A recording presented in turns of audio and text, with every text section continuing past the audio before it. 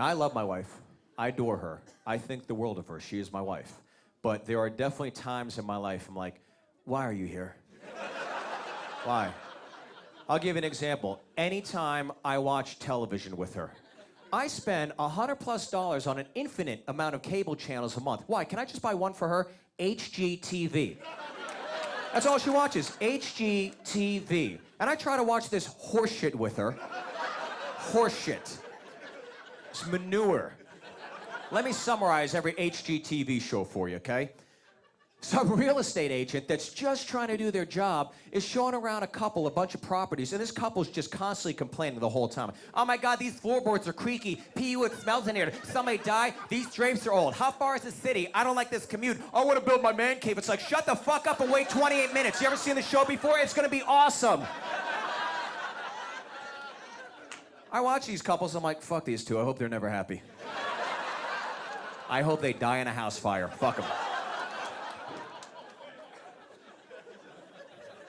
That's the show I'd watch, House Fire. 13th property, I padlock it, light it, get the fuck, bye, fuck you guys. But look, at the same time, my wife does not want to watch my shows. Now, I love ghost hunters, okay? Now, here's the thing I know about every property that is haunted in these United States, okay? It's haunted by a ghost from the late 1800s to early 1900s. It's every ghost. It's a man in a regal suit with a bowstring tie and a derby cap, or a woman in a ruffled Victorian dress with a pendant of a silhouetted daughter who died at the age of 6 of the flu. It's like, this is every morbid ghost. It's time to update these ghosts. And I'll be part of that movement, because I will die in my house, and I will stay in my house. I will never leave my house, because I paid off a 30-year mortgage in that house. That is my house. I will haunt this house. I'll haunt it, but I'll be cool. I'll be a cool ghost. People will be like, yeah, there's a comedian that used to live in this house, and it said he can be seen roaming the halls after midnight in boxer briefs. He's been described as having the body of a cubicle worker. Anytime he appears, the scent of Stouffer's French Fred Supreme Pizza permeates the living space. And he can be heard repeating over and over again, is the Wi-Fi down? Is the Wi-Fi down? Oh, fuck you, Time Warner, the Wi-Fi's down. I've identified there are 2 times when it's socially acceptable to lie. To spare someone's feelings, it's okay to lie. It's also okay to lie to cover up a murder. Allow me to explain. When we discover someone's a murderer, we also learn they've done some fibbing, but we tend to focus on the murder part. You never hear, I'm angry he killed that guy, but frankly, I'm more upset about the lying. It's the dishonesty that bothers me. Some trust has been broken. Speaking of lying murderers, I watch a lot of Dateline. I don't want to brag. Some other winners out there. If you're unfamiliar or you have a life, Dateline is a news magazine show, like 60 Minutes, but at one point, Dateline just went all in on murder. And it's usually spousal murder. Like, if you watch Dateline, it appears most marriages end in murder.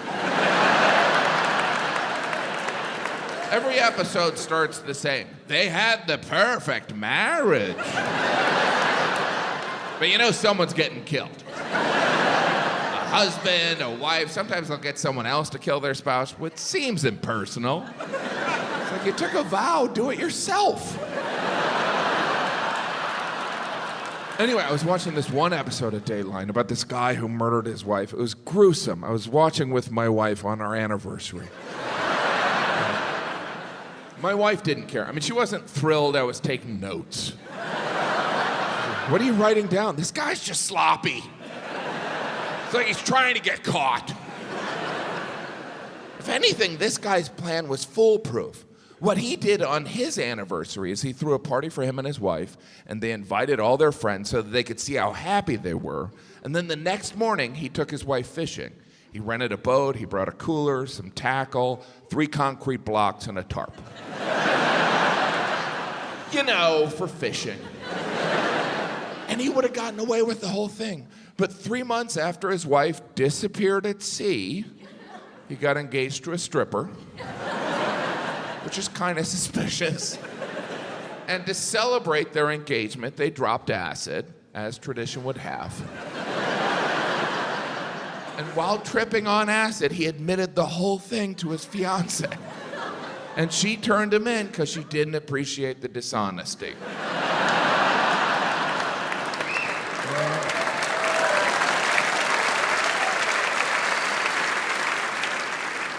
And as the episode ended, all I could think is, I'm a terrific husband. I've never even thought of murdering my wife. Well, I've never made plans to murder my wife. Well, I don't own concrete blocks. I get pissed off about shit. People piss me off, you know? And if I didn't have comedy, you know what I would need? The Purge. That's what I would need. The Purge, oh God, I wish that was real.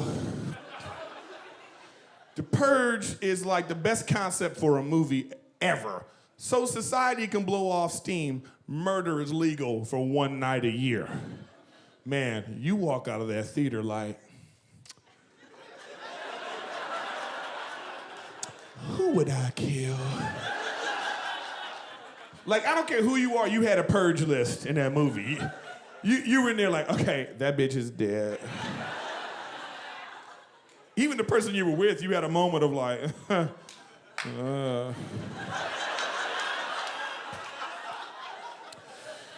Do you understand that we would interact with each other differently if the purge were real? Like, if you went to work and your boss was yelling at you, you would be like, you know the purge is coming, right? I mean, I'm not threatening you. You just acting real purgy right now. That's all I'm trying to say. I mean, I'm gonna do the reports, but let's tone it down a little bit. Let's tone it down. Every relationship, that it would always get to, oh, you gonna purge me, bitch? Like, we would interact with each other, you know, like, there would be jobs that would disappear, professions gone, like meter maid, gone. Who the fuck would do that job? Airport security, gone. Black women in customer service. Sorry, boo-boo. Sorry, boo-boo. Nobody's putting up with that bullshit anymore. I'm just trying to return something, and she back there, well, you need to have a receipt. You don't got a receipt? This motherfucker don't got a receipt. I can't see your tag. Oh, Tanisha, you know the purge is coming, right, Tanisha? You should probably take this sweater back without the receipt. I'm just throwing that out at you. And it's just one night. It was just one night, 12 hours, not even a full day. And they even had an alarm. Like in the purge, there was an alarm, like, purge over. Stop killing. I always thought, what if you're in mid-kill? What if you're just in mid, you motherfucker? Shit! Fuck!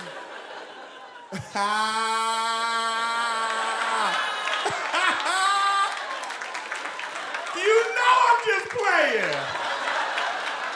Come here. You know I would never. Sit down, boo-boo, sit down. Let me go get that receipt out the car.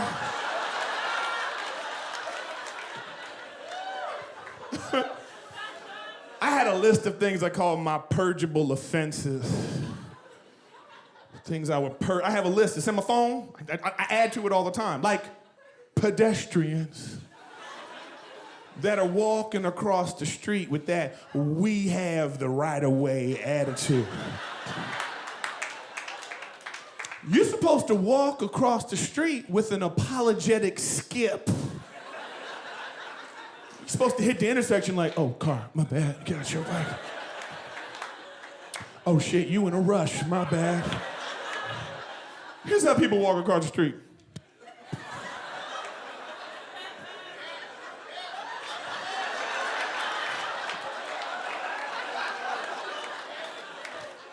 Purge. They gotta die. They gotta die. They gotta die right in the middle of the street. How about these companies and organizations that are asking you to fax them documents? It's 2016. Who the fuck has a fax machine? I don't even have a home phone to hook a fax machine up to. You gotta go to Kinko's and send them a piece of paper that says Purge on it.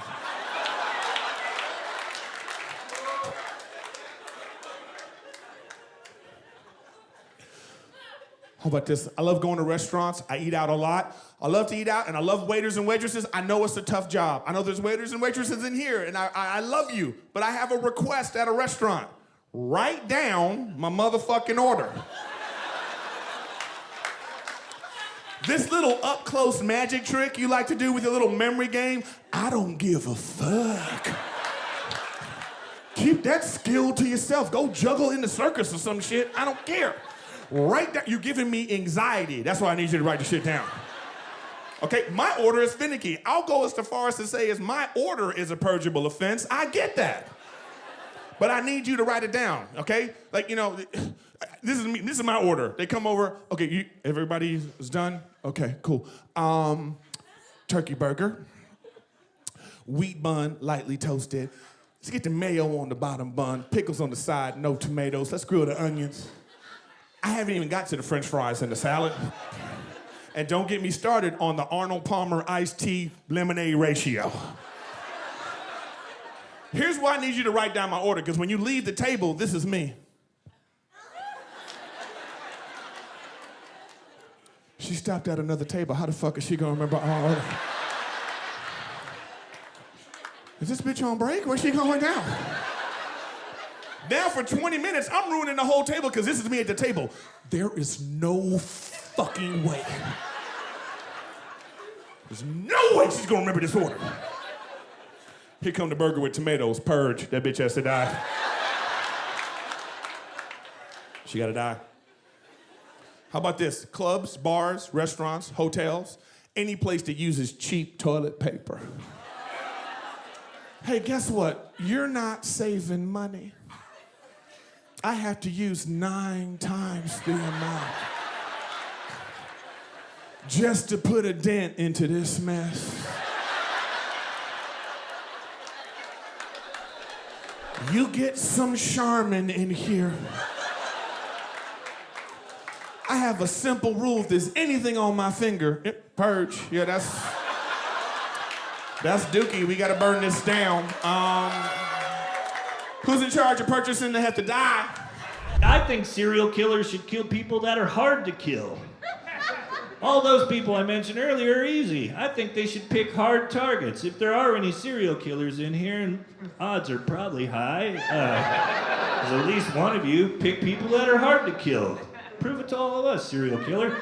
Like, kill a mixed martial arts guy. I love mixed martial arts. Clearly, I do not partake in MMA, but I will watch the shit out of MMA. I'll fucking be sitting in my underwear eating peanut butter out of a jar. Oh, that looks super hard. Those gentlemen are really sweating.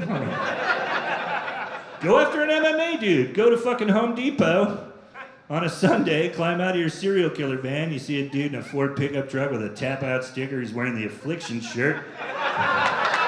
Sure. Yeah. Dude's rocking a medium. He's really an XL, but he likes the way the medium fits. Shows all the shit he's been doing for the ladies. Go up to that dude, pull up your serial killer van, and go, hey, get in the van, I'm a serial killer. He'd be like, I don't think so, brother. Be like, dead. Or pick somebody really hard to kill. Like fucking veterans. Yes, I love veterans. You had the right reaction. Like, dude, we're not going with you on that. Like, shut the fuck up, Posehn. Don't make fun of veterans. No, I'm not. I fucking love veterans. I know some badass veterans. When I got out of high school, 2 of my best friends, they joined the military. They went and did some shit they can't talk about. And then I grabbed a microphone and started yelling about my farts into it. They are clearly the better men in this story. What about your grandpa? Came back from Korea. Hasn't killed anybody in 60 years. But he remembers how to. And he's thought about it a lot. Like your grandma has come so close to ruining Christmas. So I was saying one more thing. Go up to Grandpa. Thanksgiving morning, wake up and go, hey, Grandpa, I just decided I'm a scary serial killer and you're my first victim. And he's like, I don't think so, queer date. And he pops out of his wheelchair and fucking chokes you with his colostomy bag. And the final things you hear your grandfather say to you is, you're gonna outdo me? Outdo me, you fourth grade Jeffrey Dahmer? How are you gonna outdo me? I went to Korea. I said, what are you gonna do your best, boy? You gonna cut my belly open? You gonna turn my skull into a cereal bowl? I don't think so. I went to Korea. I snuck out of a POW camp in a pile of dead bodies. I had to wear my best friend's skin for 3 days, 20 hours, 15 minutes, and 45 seconds. What are you gonna do to me? I saw my general play Flight of the Bumblebees on a piano made entirely of the bones of 14 Korean boys. That's some scary shit. Now I'm choking you out with my colostomy bag and I'm gonna bury you in turds, because that's what I think of you.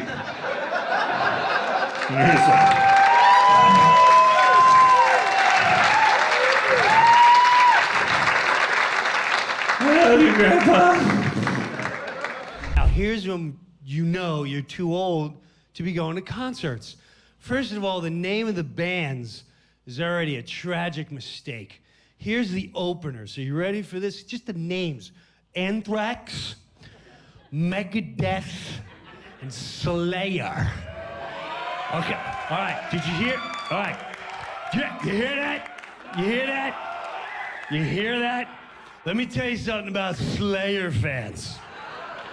That was the scariest time of my life when the Slayer fans showed up. That's the first time I feared my own race. I'm not even kidding you. I feared my own race. They looked like the extras from Lord of the Rings. Right before Slayer came out, someone came out and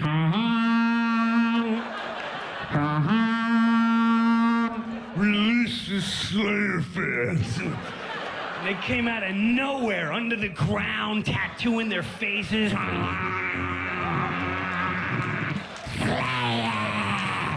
Slayer! We're here to witness Slayer! And I'm hovering my wife, like, everything's gonna be okay. We're only gonna be on for like 15 minutes. Slayer, Slayer! We're gonna be safe. So Slayer's about to go on right before Metallica. The lights go out. Now, I forget I'm domesticated, so when the lights go out of show, I still get that giddy feeling. The show's starting. Because I'm used to, Beauty and the Beast.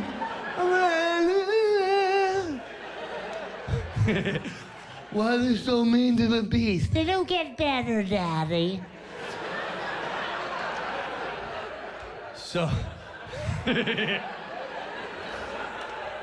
lights go out, and I hear, is there a train coming? And I turn around, and there's about 500 Slayer fans, and they're heading right for the stage, and they're not using the aisles to get there.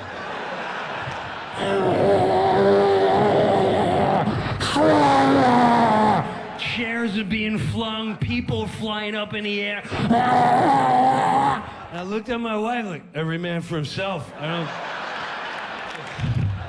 We're doomed. I'll see you on the other side. I get run over. I'm 45 years old, and this crowd knocks me down. By the way, not one Slayer fan said, "Excuse me."